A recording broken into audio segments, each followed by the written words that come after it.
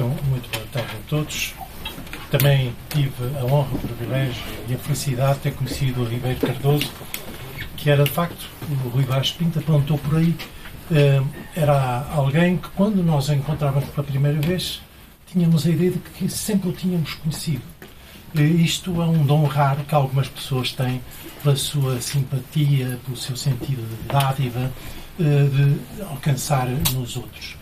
É com muita saudade que aqui o lembro e lhe presto homenagem também pelo grande jornalista que foi. Sabemos, as revoluções são sempre uma obra coletiva, destinos individuais que se cruzam num dado momento histórico e desencadeiam um processo de transformação. Destacam-se depois alguns protagonistas de quem se desvela um recorte biográfico. A narrativa mais comum centra-se no fluir dos acontecimentos, na ruptura operária, nos atos políticos e seus efeitos, no confronto dos interesses sociais, no movimento da história e seu significado. Mas poucas vezes se detém um ser humano concreto. Naqueles muitos, como em Portugal, que fizeram de um golpe de Estado uma revolução e transformaram uma ditadura revelha de 48 anos numa democracia desenvolvida, dotada de uma Constituição que consagra direitos sociais e continua em vigor como Carta de Unidade de todos os democratas e lei matricial que a todos os portugueses obriga. Um dos grandes méritos do livro de Ribeiro Cardoso é justamente o trazer até nós o nome e o percurso de vida de capitães de Abril que pouco estiveram na ribalta, na maioria ignorados na historiografia corrente, a quem as instituições então vigentes maltrataram, intentaram humilhar e vencer, ou mesmo eliminar, mas sem eles. E o seu contributo, a revolução não teria sido possível, pois o MFA foi um todo e, com todos, cumpriu a sua missão e o seu programa. O golpe de 25 de novembro, evocado ainda hoje como um ato salvífico da democracia e da liberdade, tratou sem respeito pela legalidade democrática e por valores humanos essenciais militares do MFA da primeira hora e de todas as horas, entre centenas de oficiais e sargentos e de praças da Armada, além de mais de uma centena de profissionais da comunicação social que foram demitidos das suas funções e só muitos anos depois viriam a ser reparados das injustiças cometidas, para alguns tarde demais, tema do anterior livro de Ribeiro Cardoso, o 25 de novembro e os média estatizados. Pelas páginas do livro hoje apresentado, passam situações indignas, em que militares de Abril foram presos sem acusação ou culpa formada, mantidos incomunicáveis, sujeitos a tratamentos cruéis, como foi o caso do primeiro tenente Miguel Judas, que fora membro do Conselho de Revolução, levado a visitar seu pai no hospital de noite e algemado. Outros atos abusivos das autoridades militares são descritos com rigor e verdade comprovada. Embora nenhum crime justificasse tais procedimentos, a verdade é que os militares de Abril, assim maltratados, não foram acusados de qualquer ato ilícito em concreto. Militares do MFA, alguns oficiais superiores, membros do Conselho da Revolução, foram detidos e presos sem o mínimo respeito pelos seus direitos como militares e como cidadãos. Como foi possível? Antecedido por pronunciamento de Tancos, falemos então do 25 de novembro.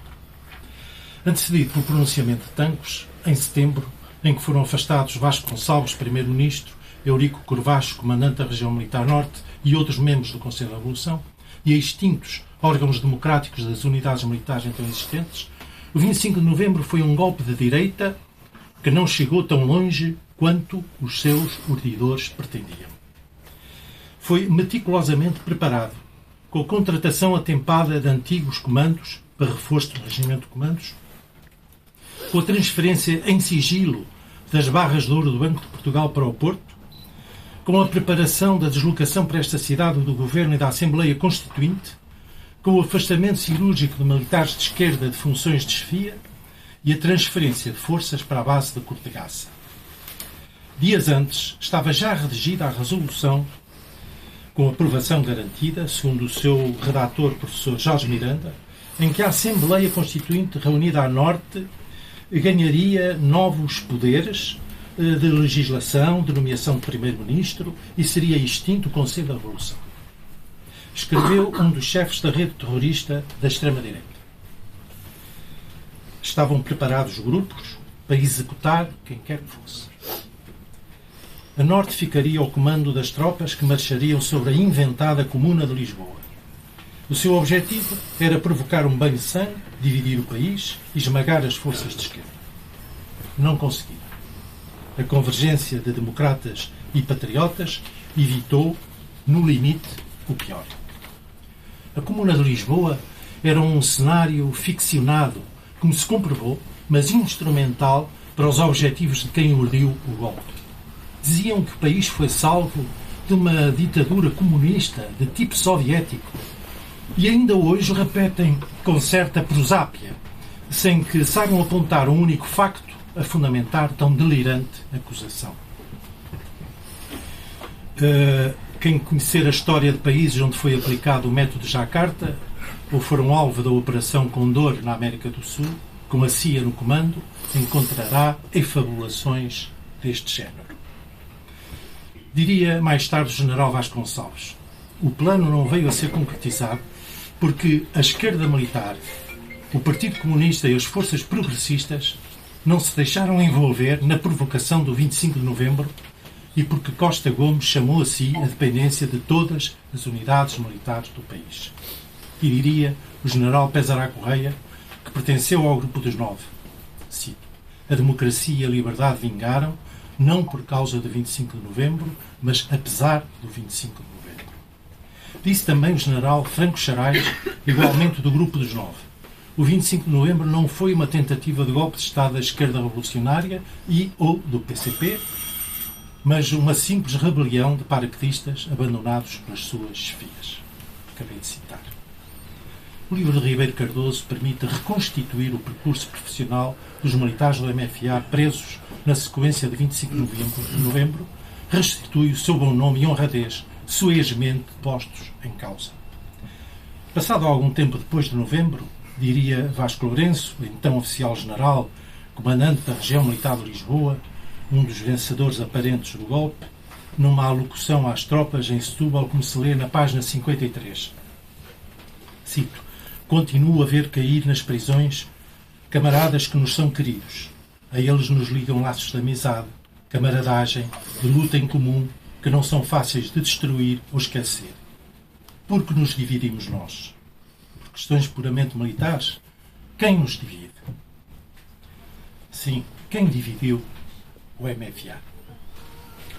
Também neste plano se encontram no livro pistas valiosas que ajudam a encontrar respostas, a encontrar saídas nos labirintos de novembro.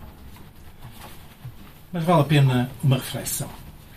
A Aliança Povo-MFA era a expressão política de uma vasta frente social antimonopolista e a sua ação revelou-se decisiva no avanço do processo revolucionário e na construção da democracia.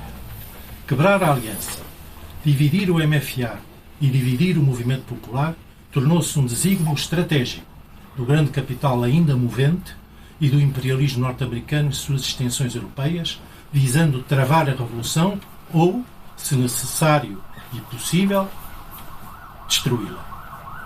Era imperioso formar uma outra aliança política capaz de travar o curso dos acontecimentos, reduzir a base social de apoio da revolução, procurando afastar as camadas intermédias e as faixas mais conservadoras da população em relação às classes trabalhadoras. Foi esta a direção tomada, que só foi possível concretizar por uma aliança espúria entre setores democráticos e a direita mais extremada. Outro dos méritos desta obra, ainda incompleta, pois faltam 45 capítulos escritos pelo autor, é incidir sobre um dos períodos menos estudados do processo revolucionário, a sua fase final, entre novembro de 75 e abril de 76, quando foi promulgada a Constituição, firme compromisso do MFA. Foi o tempo dos saneamentos à esquerda, de varrer dos quartéis, dos órgãos de comunicação social, por vezes a partir de listas de antemão preparadas, de várias instâncias do Estado, do setor público da economia então dominante, centenas de pessoas, podiam ser as mais competentes e qualificadas, mas tinham de ser afastadas por agirem de acordo com os ideais emancipadores da Revolução de Abril, para serem substituídas por verdadeiros comissários políticos, criaturas mais dóceis e serviçais, algumas chegadas das alforjas da Contra-Revolução. Foi o tempo em que se criaram expedientes, como o conhecido Relatório das Sevícias, um nada jurídico, como lhe chamou um conjunto de reputados juristas, mas que serviu para lesar a carreira profissional de destacados militares de Abril que não puderam ser acusados de qualquer envolvimento no 25 de novembro. Foi o tempo em que a direita tentou evitar a promulgação da Constituição e submetê-la a um referendo. Foi o tempo de maior incidência dos atentados bombistas, que provocaram mais vítimas mortais, de que é um trágico exemplo o Padre Max e a jovem estudante Maria de Lourdes, assassinados em Vila Real no dia em que a Constituição foi aprovada, 2 de abril de 76. É útil aqui lembrar a ação da rede terrorista da extrema-direita, ELP, MDLP, Maria da Fonte e outros, com centro logístico e comando na Espanha da ditadura franquista, que tão negativamente influenciou os primeiros passos da democracia nascida em abril. Entre maio de 75 e abril de 77 foram cometidos 566 atos terroristas, entre os quais 310 atentados bombistas e 136 assaltos a sedes de partidos de esquerda, sindicatos, a câmaras municipais, na simulação de um levantamento popular. Apesar dos esforços da Polícia Judiciária do Porto, então dirigida pelo magistrado Dr. Álvaro Guimarães Dias, poucos foram os criminosos presos e condenados. Na própria noite de 25 de novembro, aqui no Porto, foram destruídos à bomba os carros de 3 democratas, o advogado António Taborda, o engenheiro José Júlio Carvalho e o arquiteto Estrela Santos, e à porta do Sindicato dos Vidreiros foi morto a tiro um dos seus dirigentes, o operário António Almeida e Silva, por um bando de arruaceiros fascistas. Foi o tempo em que uma manifestação pacífica de familiares de militares, de famílias de militares de Abril presos em Custóias, alguns citados no livro hoje presente, foi reprimida a tiro pela guarda de serviço, provocando 4 vítimas mortais, 3 trabalhadores da região do Porto e um jornalista estrangeiro, e vários feridos graves, entre elas uma criança, sem que ninguém tenha sido responsabilizado. Foi, então, este tempo de violência, marcada pela impunidade, a que o discurso dominante chama de normalização. Veio depois, com os governos constitucionais e as novas maiorias, a contra-revolução legislativa. Primeiro com novas leis, procurando contornar os limites constitucionais. Umas leis da limitação dos setores, a das indemnizações, ou da lei da reforma agrária, também conhecida por Lei Barreto. Depois, com revisões da Constituição, sobretudo as de 82 e de 89, que em parte a desfiguraram, e com as privatizações que permitiram reconstituir o poder dos grupos financeiros que tinham dominado o país durante a ditadura. Este livro é uma homenagem aos militares do MFA. Dignos, coerentes, íntegros. A eles, a todos os militares do MFA, à luta do povo português, devemos o viver numa democracia que tem uma Constituição que urge defender e cumprir. Aqui fica uma sentida palavra de gratidão ao Albino Ribeiro Cardoso, um jornalista que honra a profissão que abraçou, por este valioso contributo para o conhecimento da verdade histórica. Com o seu trabalho paciente, sério, isento, escrupuloso, determinado, podemos conhecer muitos daqueles militares como pessoas, cidadãos, seres humanos, que tudo arriscaram para que Portugal encontrasse a liberdade e a libertação. Muito obrigado pela vossa atenção.